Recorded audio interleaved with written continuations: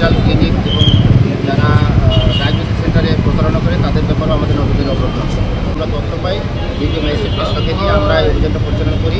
আপনারা জানেন যে এটা আমরা কার্যক্রম অব্যাহত রেখেছি। কোথাও তথ্য পেলে সেটা আমরা আপলোড নেই এবং তদন্ত সাপেক্ষে এবং এই অভিযানটা পরিচালনা করি। আপনারা যে তথ্যটা দিলেন আমরা আপনাদের জানাতে চাই যে র্যাব উপজেলা মোহাম্মদপুর এই কাজ থেকে আমরা নিয়মিত অভিযান পরিচালনা করছি।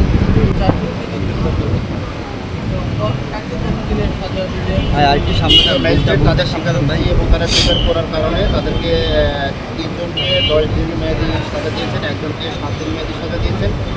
আর যারা কম যুক্ত আছেন তাদেরকে সতর্ক করেছেন যাতে এই ধরনের অপরাধের আর সম্মুখীন না হয়।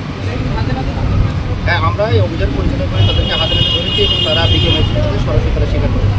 কিন্তু এর সাথে যারা সম্পৃক্ত আরও আমরা এটা তো রেগুলার কার্যক্রম পরিচালনা করি। যারা মূলত হিসেবে কাজ করেন, আপনারা যারা বলেন, আমরা এটা অনুসন্ধান করে থাকি এবং তাদেরকে আইনের আওতায় আনার জন্য নিয়মিত পরিচালনা করে থাকি।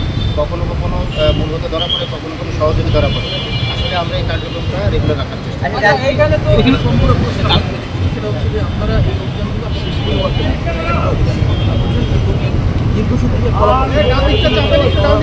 জামিনে বের হয় আবার এই কাজে লিপ্ত হয়।